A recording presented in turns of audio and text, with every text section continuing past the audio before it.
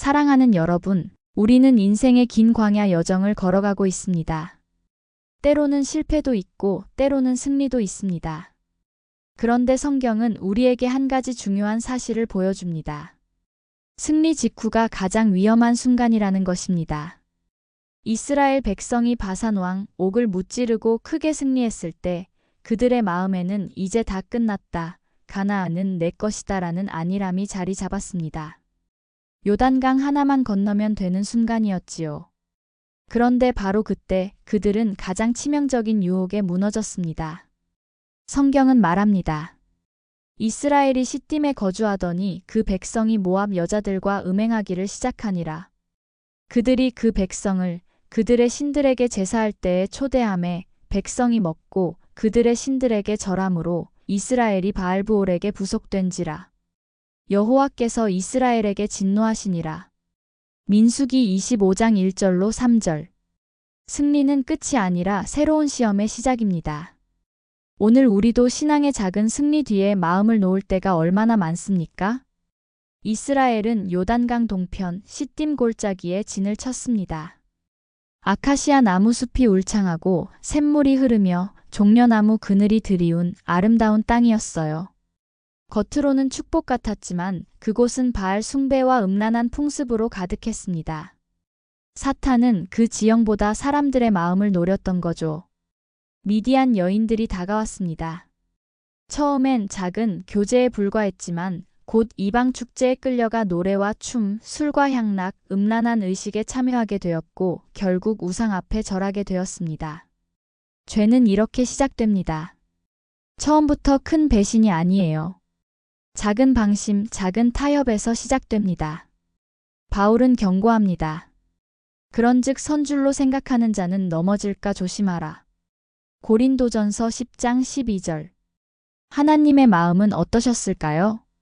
40년 동안 그들을 먹이시고 입히시고 구름 기둥과 불 기둥으로 지켜주셨습니다. 그런데 약속의 땅을 눈앞에 두고 그들이 눈길을 다른 데로 돌린 것입니다. 성경은 이렇게 말합니다. 나 외에는 다른 신들을 내게 두지 말라. 출애굽기 20장 3절. 하나님은 질투하시는 하나님이십니다. 그 질투는 미움이 아니라 사랑에서 나오는 것입니다. 사랑하니까, 더 이상 뺏길 수 없으시니까 하나님은 진노하신 것입니다. 여러분도 자녀가 다른 길로 가는 모습을 보면 가슴이 찢어지지 않습니까? 하나님 아버지의 심정이 바로 그것이었습니다. 이스라엘의 죄는 곧바로 심판을 불러왔습니다. 전염병이 진영에 퍼져 수만 명이 죽었습니다. 지도자들까지 우상 숭배에 가담했기에 하나님은 말씀하셨습니다. 백성의 두목들을 잡아 여호와 앞에서 태양을 향하여 목매어 달라. 민수기 25장 4절. 무서운 심판입니다. 하지만 이것은 단순한 분노가 아니었습니다. 하나님의 공의가 무너졌기 때문에 다시 질서를 세우시기 위한 징계였습니다. 히브리서 12장 6절은 이렇게 말합니다. 주님께서는 사랑하시는 자를 견책하시고 아들로 여기시는 자에게 매를 드신다. 징계는 버리는 것이 아니라 사랑의 다른 표현입니다. 이때 어떤 일이 있었습니까? 이스라엘 귀족 시므리가 미디안 여인을 데리고 와 대놓고 죄를 범했습니다. 모두가 울며 회개하는 순간에 그는 죄를 자랑하듯이 행동한 거예요. 그 순간 대제사장 아들 비느하스가 창을 들고 그 둘을 처단했습니다. 그리고 성경은 이렇게 기록합니다. 비느하스가 이스라엘 자손 중에서 나의 질투심으로 질투하여 그들을 속죄하였도다. 그러므로 내가 그에게 평화의 언약을 주리니 그와 그 후손에게 영원한 제사장 직분의 언약이라. 민수기 25장 11절에서 13절. 하나님은 비느하스의 열심을 인정하셨습니다. 그의 분노는 자기 감정이 아니라 하나님의 마음과 일치된 거룩한 열심이었기 때문입니다. 역사를 보면 하나님에 대한 이러한 배신은 끝없이 반복되었어요. 셋의 자손도 타락했습니다. 삼손은 유혹에 넘어가 힘을 잃었습니다. 다윗도 잠시 정욕에 빠져 큰 죄를 범했습니다. 심지어 지혜로운 왕 솔로몬도 우상 숭배로 무너졌지요. 이 모든 부끄러운 기록은 하나님이 우리에게 경계하라 하시는 경고입니다. 저희에게 당한 이런 일이 거울이 되고 또한 말세를 만난 우리의 경계로 기록하였느니라. 고린도전서 10장 11절. 오늘 우리의 삶에도 시딤 골짜기가 있습니까? 음란한 문화, 술과 쾌락, 인터넷과 영상 속 유혹, 세속적 성공과 편안함. 사탄은 예나 지금이나 같은 방법으로 우리를 공격합니다. 조금쯤은 괜찮다. 다른 사람도 다 하니까 너도 해라. 그렇게 속삭입니다. 그러나 성경은 말합니다. 세상과 벗된 것이 하나님의 원수임을 알지 못하느냐. 야고보서 4장 4절. 사랑하는 여러분, 오늘 우리는 시딤 골짜기 앞에 서 있습니다. 우리는 과연 어떤 선택을 하고 있나요?